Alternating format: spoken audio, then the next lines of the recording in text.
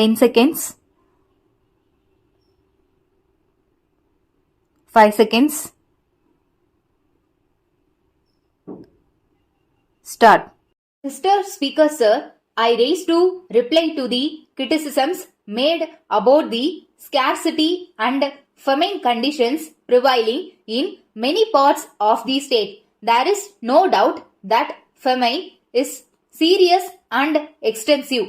It is not as if our land was not affected by famine at any time. I heard the other day one honorable member saying that even in the days of Rama there was famine. So famine is not a new feature, but the new feature now is that it is extensive as well as continuous and acute, and we will have to find out the causes for it. The Second World War upset the whole food position in the country, and famine conditions have become acute as well as continuous thereafter. Every member tries to voice his grievances, and in some cases even small deaths are taken as starvation deaths.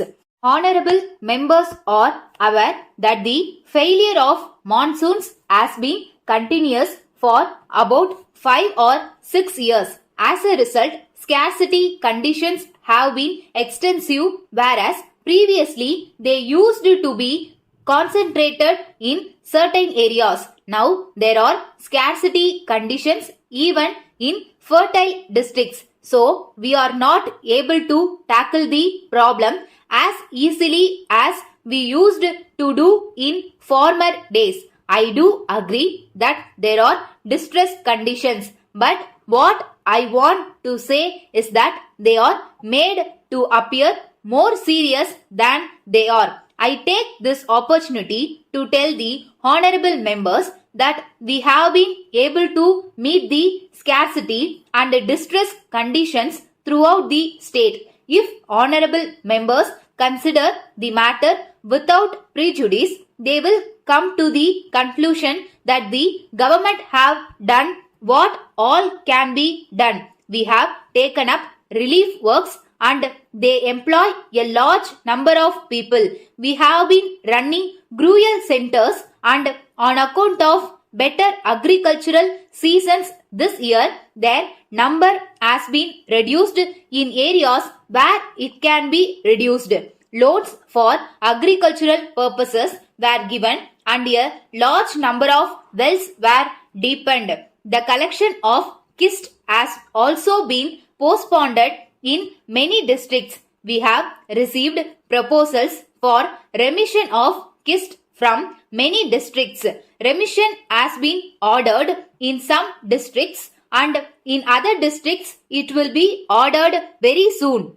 An honorable member has stated that a famine enquiry committee may be formed which will inquire into all the problems of acute famine and suggest permanent remedies for the eradication of famine. I may tell the honorable members that the Government of India have already constituted a similar committee. That committee has toured scarcity and famine areas, and I think it has submitted its report to the center and it is under their active consideration. We may know something about the results sometime later. Then my friend referred to the milling of rice. As far as I am personally concerned, I entirely agree with him. It is true that if there is too much milling of rice, it washes out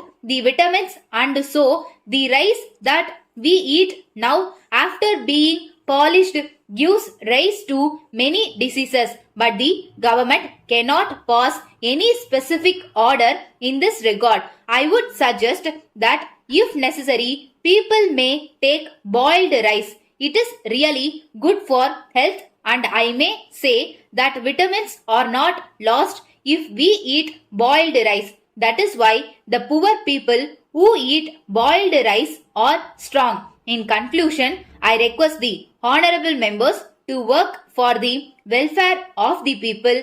We should all be united and work together so that our country may be a great country.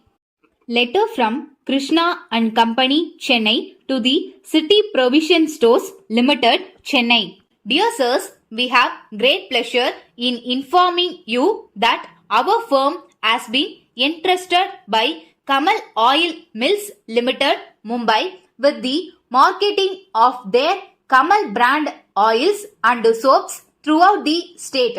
Kamal goods do not need any introduction to the trade. They are manufactured by a well-known business house and they have already made a name for their purity and excellence. Their lotus soap and lotus hair oil are familiar to every household in northern India. Under arrangement with our principals, we have agreed to keep a large stock of their products. We shall be in a position to effect delivery from our stock of all varieties of Kamal goods. We should like to point out that under the terms of the agreement with our principals, we have been appointed their sole distributors in Tamil Nadu and that all orders from dealers in the state will be booked through us. We enclose a wholesale price list of Kamal products. You will notice that all prices are subject to a trade discount of 10%. We have always aimed at supplying you with goods of the best quality and once again we offer you high grade goods on the most convenient and attractive terms. We have no doubt that you will avail yourselves of this great offer as early as possible. Yours faithfully.